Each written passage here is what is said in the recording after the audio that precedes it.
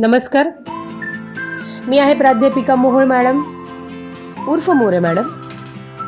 तुम्हाला प्रश्न पडला असेल, या नेहमी दोन्ही नावांचा उल्लेख का करतात? तर त्याची एक गंमत आहे. मला माझं माहेर जितकं प्रिय आहे तितकंच माझं सासरसुद्धा प्रिय आहे. माझं माहेरकडचं आडनाव आहे मोहोळ आणि सासरकडचं आडनाव आहे मोरे. आणि या दोन्ही घराण्यांनी मला भरभरून संस्कार दिलेले आहेत.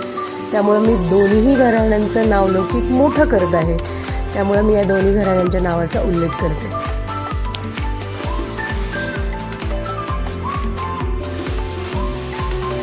सध्या चालू आहे दिवाळी आणि दिवाळीसाठी आपण आपलं घर अतिशय छान सजवतो. त्यासाठी घरातली सगळी साफसफाई करतो. अंगणामध्ये आपण वेगवेगळ्या पद्धतीचे डेकोरेशन करतो.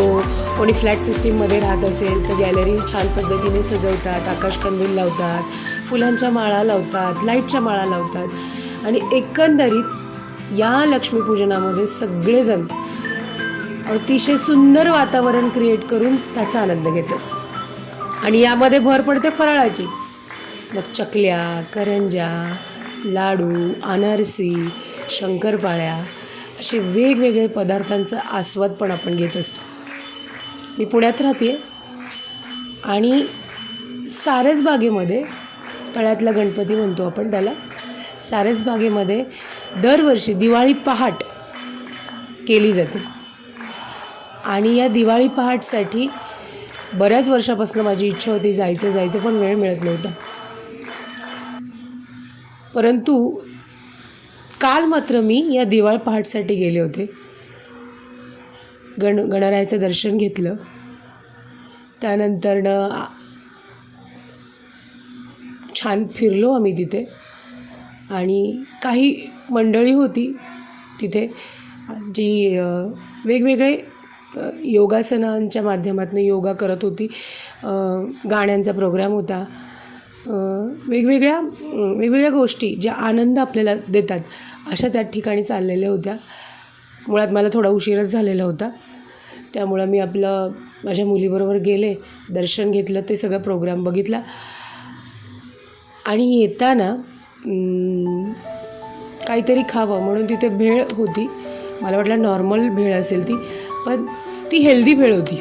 हेल्दी भेळ म्हणजे कशी?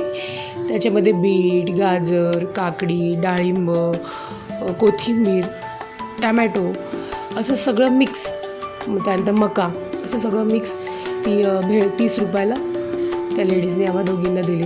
माझ्या मुलीने तर नाकच मुरडलं, कारण असली भेळ खायची सवय नाही ना तिला, पण मी तिला खायला लावली ती.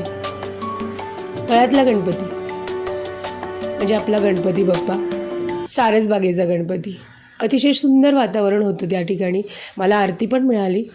अनेक लोक त्या ठिकाणी आरतीसाठी आलेली होती.